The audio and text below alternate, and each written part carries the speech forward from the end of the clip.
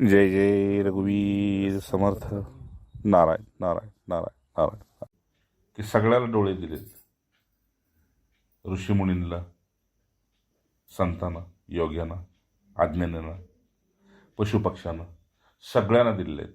फक्त आपणच असं आहे की सत्य असत्याचा निवड करण्यासाठी आपणच एक आहोत मनुष्ययोनी. आणि त्याच्यात सुद्धा सगळ्यांच्या डोळ्यामध्ये मोहाचं अज्ञान आहे, अंधार आहे. त्यातनं क्वचित पूर्वपुण्यानं जर कुणाचे डोळे उघडले असतील तर तो भाग्याचा आहे. अच्छा, जसं एकदा गुरूंचा झाला तर तो कितीही चुकला तरी शेवटी गुरूंचाच म्हटला जातो. नाही नवरा बायकोचं पटलं, नवरा बायको वेगळे झाले तरी सुद्धा लग्न झालं हे मात्र माहीत असतं, आहे की नाही? त्याप्रमाणे एकदा आपण गुरूंचं झालोय, लाख चुका होणार, आपल्या पूर्वसंस्कारामुळे होणार, चालू स्वभावामुळे होणार, चालू प्रसंगामुळे होणार, चुका नक्की होणार. त्यातून उभं राहण्याचं बळ जे मिळतं ते ह्या पुरुषांच्याकडून. त्यामुळे गीतेत भगवंत म्हणते अपीचे सुदुराचार, जे मागं काय घडलं असेल ते विसर. आता फक्त पश्चात्तापण प्रायश्चित्तामध्ये पडू नको. आता पुढं फक्त मला धरून राहा.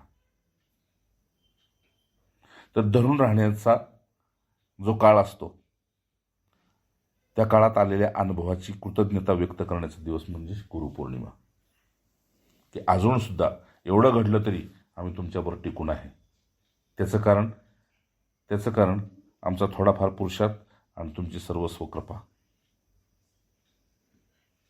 पण त्या कृपेमध्ये सुद्धा तुमचाच हात आहे. म्हणजे कुंभाराप्रमाणे मडकं थापटताना एक हात आतनं दुसरा बाहेरनं. थापटणं आहे, थापटणं ते हातात बाहेर आहे. आणि चिरा न पडण्याचा जो हात आहे तो आतून आहे. मग तुमची कृपा अशी की एका बाजूला तुम्ही प्रपंच सांभाळता आमचा सुखदुःखाचा, आणि दुसऱ्या बाजूला आम्हाला परमार्थ सांभाळायला सांगता. मग अज्ञान नष्ट करणारा तो सद्गुरू ते अज्ञान कशामुळे नष्ट करतो? जसं काडी ओढली तर दिवा अंधार जातो, काडी ओढली की दिवा गेला की अंधार पुन्हा येतो. मग असं हे अज्ञान कशामुळे? तर ज्ञानांजन शलाकया, मोहांधकाराने डोळे झाकलेले असतात. मोहाच्या अंधकारामुळं ते डोळे झाकलेले असतात. म्हणून चक्षुरुन्मिलितम, चक्षुरुन्मिलितम हा शब्द महत्वाचा आहे. ज्ञानशलाकाने उघडतो हे डोळे तो सद्गुरू. म्हणजे ज्या डोळ्यानं मी संसाराकडं बघतो त्या दृष्टीला आपल्या अंजन ज्ञानाचं घालतो आणि आता डोळे उघडून बघ मी काय बघतो. जसं 87,000 वर्षानंतर, मराठी समजते ना? हां, समज. थोडा थोडा, कसं म्हातारी झाली तरी थोडा थोडा. 87,000 वर्ष समाधी लावली शिवजीनी आणि डोळे उघडले तर पहिल्यांदा मुखात राम आणि चेहऱ्यावर प्रसन्नता आली होती. त्याचं कारण असं होतं की समोर पार्वती होते, आपली प्रिय व्यक्ती. तसं गुरूंच्या पुढे सतशिष्य असेल तर पहिल्यांदा गुरूंच्या चेहऱ्यावर प्रसन्नता येते. जी आपली व्यक्ती आपल्या पुढे प्रिय असेल ती असेल तर डोळे उघडणाऱ्याला प्रसन्नता येते. आणि त्या डोळ्यामध्ये गुरु पाहतात.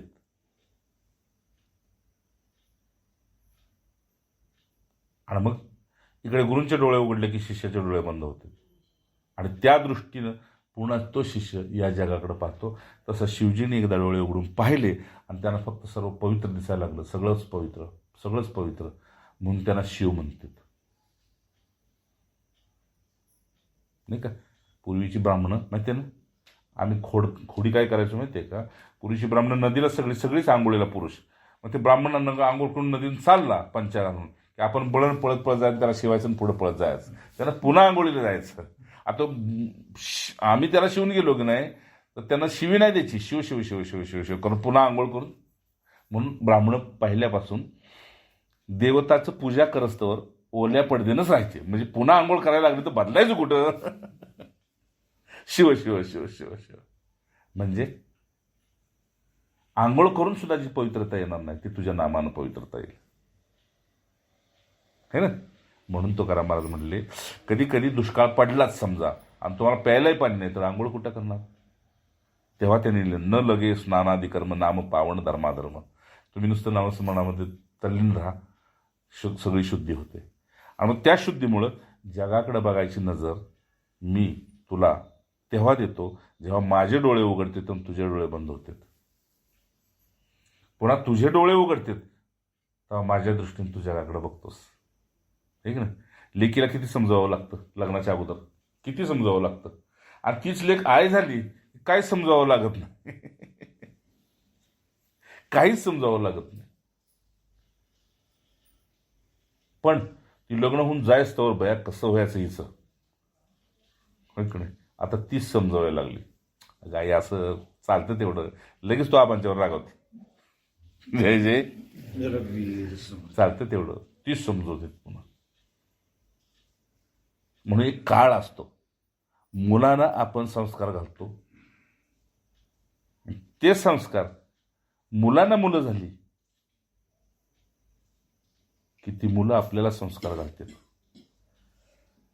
ते कसे संस्कार असतात, तर ते संस्कार 3 प्रकारचे सांगितले. एक, देवारातल्या देवासारखं आपण शांत राहायचं, देवारातल्या देवासारखं.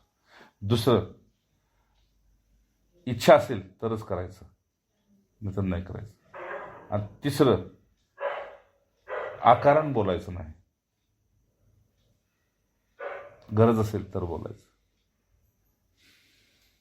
नाहीतर बोलायचं नाही. काय होतंय ना, अंतर्मुक्तात टिकून राहते, अंतर्मुक्त. आणि त्या अंतर्मुक्तीमध्ये नुसतं लक्ष दिलं तर नामस्मरण चाललेलं असतं. आणि अंतर्मुक्तात टिकून राहिली की सन्मुक्त असते. सन्मुक्त म्हणजे ते भगवंताचं ते तत्व ते आपल्या दर्शनाला स्पष्ट येतं बसल्या बसल्या. ज्या देवतेचं नाम चाललेलं आहे ती देवता एकाग्रतेनं आपण पाहिले डोळे बंद केले ती देवता समोर दिसायला लागते. अशी 3 वृद्धापकाळाची लक्षणं. मुलाला मुलं झाली, ती मुलं आपल्याकडून संस्कारित असली तर पुन्हा ते अशा प्रकारचे संस्कार आपल्याला कळत नकळत देतात. तसे हे गुरु म्हणतात की तसे हे संस्कार दिल्यामुळं जे अज्ञान अंधकार निरसी जीवात्मया परमात्म्याशी ऐक्य करी तो सद्गुरू जाणावा. सद्गुरू कसा असावा, जे सकळ श्रमांचे सार्थक, जे भाविकाशी मोक्षदायक, जे महावस्तू साधन अद्वैत बोधाने अंजन येणे पावती समाधान महायोगी. त्यांना जे मिळाले ते आपल्याला देतात. संसारात असं कधी कुणी करत नाही. आपल्याला गाडी मिळाली आहे तर आपण ती दुसऱ्याला देत नाही, बंगला मिळाला देत नाही. पण हे तपस्या करून जे ज्ञान मिळवतात ते आपल्याला फुकट देतात. खरं आहे ना. आपल्याला बसायला बी संसार माणूस या बसावी म्हणणार नाही गाडीत, हो त्याचं ती फिरून येतील पण आपल्याला म्हणणार नाही ती चला गाडीत. असं तर इथं म्हणतात जेणे दुःखाचा दुष्काळ व निव्वळ सुखाचे अळूमाळ आनंद सुखाचा सुकाळ तिची हे आहे. मग भूयसे या मृत्यू लोकात सगळं भुशासारखं आहे पण ते उशिरा कळतं. भुशासारखं सगळं भुशासारखं आहे म्हणजे काही कामाचं नाही. जसं लाकूड कापलं की लाकूड घेतो पण भुसा काय कामाचा, भुसा तिथेच पडून राहतो. तसा शेवटी जाताना आपल्याला कळतं संसार भुशासारखा आहे, तो इथंच पडून राहणार आहे, आपण चाललो. भूयसे भुसा. अशा परमात्म्याच्या प्राप्तीसाठी जो आत्मज्ञान उपदेशी जीवात्मा परमात्मतेशी ऐक्य करे. म्हणून असा पुरुष पाहिजे की ज्ञानाशिवाय त्याच्या मुखात मला हे दे, माझ्यासाठी हे आणा, मला हे का नाही असं नको. आणि पुन्हा लक्षण सांगतात की न गुरुराधिकम न गुरुराधिकम न गुरुराधिकम न गुरुराधिकम शिवशासनता शिवशासनता शिवशासनता. एका गुरुशिवाय दुसरं काही गुण वाटू नये. बाकी सगळ्या देवता आहेत त्या साक्षात्कारी नव्हेत, चमत्कारी आहेत. आणि ते करतीलच आपल्याबद्दल चमत्कार याची काही खात्री नाही. पण देवतांच्या पशी चक्कर मारण्यापेक्षा आहे की नाही, जे काय मागायचं आपलं असेल तसा नवरा आपला. काय दिल किती श्रीमंत असून, भाव किती श्रीमंत असून, बाप किती श्रीमंत असून काय कामाचं. तसं आपले गुरु आपले आहेत. म्हणून गुरुगीतेत म्हटलेलं आहे की गुरु होऊन अधिक काही नाही, काही नाही, काही नाही.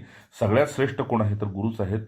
आणि हे कुणी सांगितलंय तर शिवशासनता प्रत्यक्ष शिवानी सांगितलंय, दुसरं कुणी नाही. मग महादेवाच्या वचनापुढं सगळे देव गप्प बसतील. म्हणून गुरुविन ज्ञान झाले आयसे तो हे घडेना.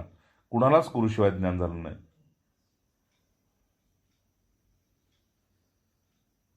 आणि शेवटच्या ओळीत म्हणते करोनी नाना सायास. तुम्ही लाख प्रयत्न करा, हा पुण्य मिळेल, पुण्याचं फळ मिळेल, ते पुन्हा भोगाल किंवा सोडून जाल, पण संपलं.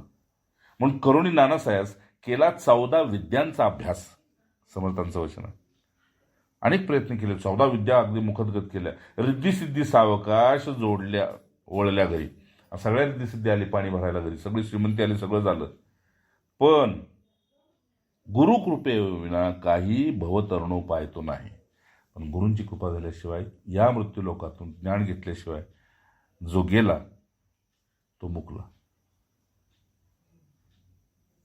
मग जर तशी आपली योग्यता नसेल आणि आपण तसंच चिकटून राहिलो तर शेवटी ते आपल्या नावानं, म्हणजे एखादा आपल्या व्यवहारिक जगतामध्ये 3-4 मुलं आहेत आणि तो बिलकुल आपल्याला मानत नाही, आपलं नाव घेत नाही, काय नाही, पण वाटणीच्या वेळेस त्याच्या नावानं करावंच लागतं, आहे की नाही. तसं इथं जरी तुमच्याकडून काही नाही घडलं तरी तुम्ही चिकटून राहिला तरी त्यांचं स्मृती असते, काही नाही तुम्हाला चिकटून राहिला त्याच्या नावाच त्याला दिलंच पाहिजे. मोक्षेश्यामी मासुच्या, मला त्याला मोक्षाला न्यावंच लागेल. का तर तो माझ्या चिकटून राहिलेला आहे. उदाहरण सांगते संत लोक की 10, 15, 20 डबे आहेत रेल्वेला, मागच्या डब्यात कोणच नाही, तरी सुद्धा त्या बी डब्याला तिथपर्यंत न्यावंच लागतं. तसं हे आपण काय काय डबे आहे, यात काहीच नाही, भक्ती बी नाही, ज्ञान बी नाही, वैराग्य नाही, विवेक नाही, प्रत्येक डबा खिचून निघतेच त्याच. अच्छा, आणि शेवटचं वचन म्हणून अशा गुरूंची प्रार्थना जर करायची झाली तर सद्गुरुचेणी अभयंकरे प्रकट होईजी ईश्वरे संसार दुःखे अफारे नासोनी जाय. म्हणून गुरु कृपा प्रसादेन ब्रह्मा विष्णू शिवादया सामर्थ्य तत्प्रसादेन केवलम गुरुसेवया. म्हणून साक्षात ब्रह्मा विष्णू महेश जरी इथं खाली आले तरी त्यांना सुद्धा गुरु करायची गरज पडलीच. पण आपल्याला आपण गुरु केला नाही, गुरुने आपल्याला खेचून घेतलं. हो, जैसे नेत्री घालिता अंजन दृष्टी पडे निधान तैसे सद्गुरु वचने ज्ञान प्रकाशे. जसं एकदा काजळ घातलं बरं का पायाळूला की त्याला जमिनीतलं दिसू लागतं, आहे ना, पाणी सोनं काय काय ते त्याला दिसू लागतं. हां, जसे नेत्री घालिता अंजन, डोळ्यात काजळ घातलं समज का, अंजन डालने से जमीन का पानी दिखता है, सोना दिखता है, धन वैभव सब दिखता है. तसं एकदा गुरूंचं ज्ञान आपल्यामध्ये घातलं की आपल्याला सुद्धा हे समोरची व्यक्ती त्याच्यातलं ईश्वराचं रूपच दिसतं, बाकी काय दिसत नाही. सोनारला उंदीर नाही दिसत, सोनं दिसतं. गणपती बी सोनं, उंदीर बी सोनंच, दर एकच. तसं गुरु म्हणतात शेवटी हा सतशिष्य आहे आणि हा नुसताच शिष्य आहे, तरी सुद्धा माझ्यासाठी ही दोन्ही समानच आहेत. त्यासाठी उपनिषदांनी गुरुरेव परब्रह्म तस्मै श्री गुरु म्हणून ह्या गुरूंची शेवटपर्यंत स्तुतीच गात गेलेली आहेत. तस्मै श्री गुरु वेणमा, तस्मै श्री गुरु वेणमा. पण ती कशी केली, ती ब्रह्मानंदम, ते अखंड ब्रह्मानंदामध्ये दिसतात. आपलं काय, आपण काय देतोय का बघण्यासाठी जर त्यांनी डोळे उघडले असले आणि पिशवी मोकळी दिसली, तोंड फिरवलं तर समजायचं आपलं आपण त्याच्या आधी तोंड फिरवायचं. ब्रह्मानंद परमसुखदम, केवळ एक आपल्याला त्याच सुखात घेऊन जाते की ज्या सुखाला ते लोक आनंद म्हणतात, आपण सुख म्हणतो. पुढे म्हणले केवळ ज्ञानाची मूर्ती असते, बाकी त्यात अज्ञान नसतंच. सोन्यामध्ये दुसरं काय गावतं का, काहीच नाही गावत. चांदीमध्ये दुसरी काय गावतं का, काहीच नाही गावत. लोखंडामध्ये दुसरं काय गावतं का. तसा हे एक असा धातू आहे गुरु, की परिच धातू आहे तो, की फक्त ज्ञानच असतं, बाकी काहीच नसतं. पण लोक त्याच्यात अज्ञान दृष्टीनं बघतात की मग ते तुकाराम असेच होते, माऊली असेच होतं, ते फलाने तसेच होते, हे तसेच होते. लोकदृष्टीने ते पाहतात. पण असते ती केवळ ज्ञानमूर्ती. अशा ज्ञानमूर्तीचं द्वंद्वातीत म्हणजे तुम्ही कसंही वागा, कसंही वागा, स्तुती करा, निंदा करा, ते वाहून जात नाहीत, वाहून जात नाहीत. आता मी इतकी फुलांनी पूजा करतोय, हा प्रसन्नता आहे, पण एकदम वाहून जाणार नाहीत की मी तुझा एकट्याचा बाकी कोणाचा नाही, की वाहून जाणार आहे. ठीक आहे ना, मी फक्त तुझाच बाकी कोणाचा नाही. हे द्वंद्वातीत आहेत. आणि गगन सदृश आपण चिकटा गेलो का नाही, आपल्याला वाटणार ते माझ्यावर खूप प्रेम करते, पण चिकटा गेलो तर चिकटून नाहीत घेत, कारण तुझी देहबुद्धी वाढेल. ठीक आहे, असे ते गगन सदृश. आकाश चिकटले आहे कोणाला, चंद्र सूर्याला नाही, आकाशातच आहे, पण ते चिकटून नाही घेत. तसे हे पुरुष आपल्याला चिकटून घेत नाहीत. का? आपली देहबुद्धी वाढते. आणि देहबुद्धी वाढली की मग हट्ट वाढतो, रुसणं फुगणं अमुक तमुक, मग अनुभवले आहे की नाही, तसं होतं. मग आपण जातो त्याचा उद्धार करायला आणि त्याचं होतं पतन. मग असं ते गगन सदृश्य आहेत, चिकटून घेत नाही. पण एक गती देण्यासाठी तत्वमशादी लक्षण, तुझ्यातलं तत्व दाखवण्यासाठी ते वाटेल तो प्रयोग तुझ्याबरोबर करतील. तत्व असे हे सद्गुरू केवळ एकटेच आहेत. एकम, ते एकटेच आहेत गुरु. त्याच्यावर आकृती बदलते, है की नाही. पंतप्रधानाच्या खुर्चीवर फक्त आकृती बदलली, खुर्ची तशीच आहे. तसं गुरुतत्व एकच आहे की नाही. त्याच्यावर ऋषी मुनी सगळे येऊन बसले, साक्षात भगवंत बी गुरुवून येऊन बसले, पण ती तत्व एकच आहे. सूर्य एकच आहे. ज्यानं त्यानं आपल्या घराच्या अंगणातनं बघा, गावातनं बघा, सूर्य एकच आहे. आणि दिशा पूर्वच आहे. तसं ते नित्य आहेत. जसं सूर्य मावळत नाही, उगवत नाही तसं. आणि विमलमचल आहेत, म्हणजे कधीही कधीही ते मलिन होत नाहीत. सूर्य कधी मळलाय का? म्हणून आपण वर्षातनं पुसायला गेलोय तो कधी मलिन होत नाही, कधीही मलिन होत नाही. हा, विमलाचलम. आणि सर्वदी साक्षीभूत, सगळ्यांना फक्त पाहत असतो. रघुराज थक्की तो होणी पाहे, नुसता पाहत असतो की तुम्ही काय करताय ते मी बघतोय. कुणी साधन करून झोपलाय, कुणी बिना साधने झोपलाय, कुणी कसा, कुणी पण आहे, चालू आहे त्याचं, म्हणते बघते ते. साक्षीभूतम, सर्वदी साक्षीभूतम. मग कसा कुठून बघतोस तो? तर तुझ्यात बसून मी तुलाच बघतो. म्हणून आपण आपल्यालाच लाजायचं मी तुझ्यात बसून तुला बघत असतो. रघुराज थक्की तो होणी पाहे. अरे ही काय खायची वेळ आहे का? संधीची वेळ खातो. अरे ही काय झोपायची वेळ आहे का? अरे संधीच्या वेळ भटकतो, आणि संधीच्या वेळी मृत्यू आला तर, आणि त्यावेळेस गुरूंचं स्मरण असेल तर यमदूत येणार नाहीत. काल सांगितल्याप्रमाणे त्यांना बाहेर थांबावं लागेल यमदूतांना. म्हणून साक्षीभूतम. आणि भावातीतम त्रिगुणता सद्गुरुतम म्हणून. भावातीतम म्हणजे तुम्ही किती सोनं वाहिलं ते बघत नाही, किती भाव वाहिला ते बघतात. भाव किती वाहिला ते बघतात, आणि बघून असं बघणार आणि डोळे बंद करणार, आणि ती मूर्ती आपल्या शिष्याच्या हृदयात धारण करणार आणि पुन्हा भावातीत होणार. पण आपला एकदा आपण कॅमेऱ्यात आलो, संपलं बस. एकदा बघणार आणि पुन्हा डोळे बंद करणार, कॅमेऱ्यात आलो आपण. अशा स्थितीला म्हणून ही गुरुपौर्णिमेचे साजरीकरण ह्यासाठी आहे, जे आत्ता सांगितलं. बाकीचं त्या दिवशी. जय जय रघुवीर समर्थ.